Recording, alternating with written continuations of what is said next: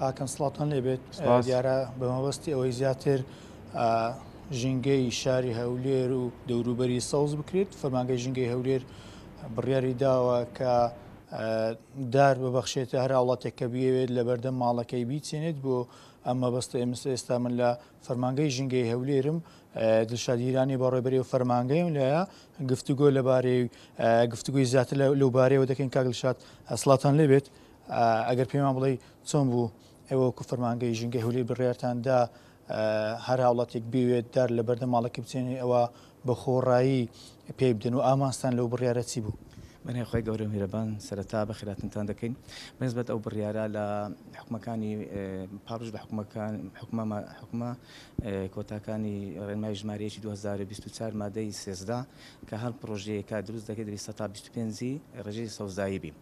ئەمەش لەو هەندێک ئەو پرۆژانێکە ناو شوێنی خوانەیە دەتانن لە شوێنی خۆیان سەوزایەکەم بەڵام ئەوانەی واقعی حال و شوێن ینی ئەمەدا لە شوێنی شکل بە دووخا پێیان دەکەنێت لەو پێشنیارەشمان کردێت کە هەر هاوڵاتیەک بێوێت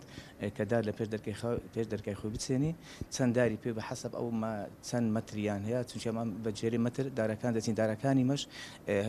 چارفەسلی یعنی بە مەستەمەڕی سەوزا و خاوێن و ئاویشی کەم دەوێت دارەکانی بریتین لە سنوبەر لە ئەکاسیا لە سیسەم لە زەیتون لە فیکس. تەنها ئەو بەرنامەشمادانە بە ئەوە ڕێژی سەوزای لە شاری هەولێر زیاتر بکەین تەنها ماڵەکایش ناگرێتەوە بەڵکو هەموو هەر فەرمانگەیەکی هەر دائیرەیەکی حکومی بێوێت دار بچێنیان دائیرەکەی بۆ سەوزایی زیاد بکەین ئامادەین ئیشان لەگە بکەین و بۆیان سەوزکەن تاکو ئێستا هەر ئەم ساڵ زیاتر لە 9 قوتابخانە مزگەوت نەخۆشخانە فەرمانگەی تکەمان سەوز کردی هەتا لەگە شاراوانەکانی هەولێر یان دەوروبەر ڕێکەتین هەر شوێنێک بیان نوێ ئەمە داریان و بچێنیان چێنێ لە مانجی 6 تقریبان 5 ئەوە پارکێکمان لە دارەتوی دروست کرد هەر لە ڕێگای ئەو ڕۆژەیە لە بڕی سەوزکردن. ئەگەر ئەوم بۆ باسکەیانی چەند هزار دارتان تاوەکو ئێستا دابش کردەوە بڕیارە چەند هزاری دیکەش با بڵێن ڕێژەکەی چەندە کە دابشی دەکەن؟ ئەمە ڕۆژان تا باش دەکەین لەو زوانەوەی ئێستا ئەلانمان کردێ لەو یەک دوماگەنیشتی 200 دارماندا ئەو خەڵکەکە بێ کە دێن دونووسین ئەو کاتێدارە تەلەفۆن دەکەن بەرەندارەکان خۆتان ببن هەر چەندە کێشەمان لە دارینی هەر چەندە چی بێ لێرە لە ڕێگەیان گۆشتداوە لە هاوڵاتیان دەکەین کە گرژی بە سەوزایی بدەن بابێن داریان بدەینێ چەندیشیان بۆ دایان دەینێ بەس گرنگ ئەوەیە ئاو بدەن و دارەکان شک نەبن. کاگشات باس لەوەی کرد کە ڕێژەی سەوزایی لە ڕێگەی با بڵێن پێوەرست جیهانیەکان 125 بی دەبێت لە شاری هەولێر ڕێژەی سەوزایی چەندە و بەراورد بە شارەکان دیکە چۆنە؟ شارەیان کە نازان بە ڕێژی سەوزایت لە هەولێر تقریبان دەگاتە 90 زۆر باشە سەبر زیاتر دەکەم لە هەموو ئێستا هەروەکو وەزارت شاراوانی وەکو دەستەی پاراستنشینکە وەکو ئێمە بەم لای حەول دەدەین کە ڕێژ سەوزایی گەینەستا دەری جیهانی. زۆر باشە کاکشات بەدەر لەو بابەتە دەمێ پرسیاری ئەوە بکەم کە ماوەیە کە هاوڵاتیانی شاری هەولێر گلەیلەوە دەکەن کە لە چەند ناوچەیەک بوونی ناخۆش هەیە ئێوە وەکو فەرمانگەی ژینگەی هەولێر بە دووەدا چونتان کردووە کە هۆکارەکەی چییە؟ بەڵێ ئێستا لێژنێکماندانێ لێژنی ئێواران شەوانماندانەیە مستەمر دەگەڕێن لە شوێنان کە بۆین لێدێ چارەسەرە کەشمان تقریبان دیتەوە پێشنیارژمان بۆ پارێزگا بۆ دەستەی پاراستن کردیا دەستەی پاراستن چاکە نیژەکە کردیەکە لە ڕێ هەندێک پاڵاگە هەیە نایاسایی ئەوانەدا بخرێنیان ئەوەتە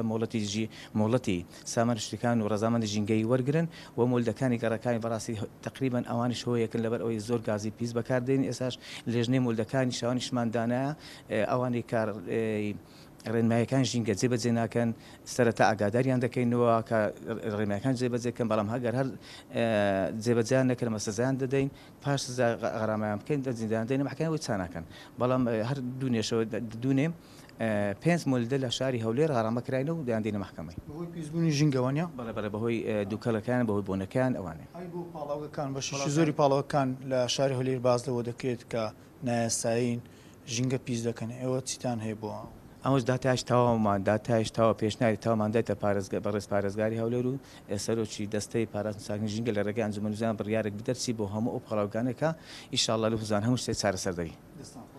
بۆ ڕێستان دڵشادیرانی بە ڕێبەری فەرمانگەی ژینگەی هەولێر بەڵێ ئاکەم ئەمە گفتوگوێ بوو سەبارەت بە ئەوەی کە ڕێژەی سەوزایی لە شاری هەولێر وەکو بە ڕێبەری گشتی فەرمانگەی ژینگەی هەولێر ئاماژەی بۆ دەکا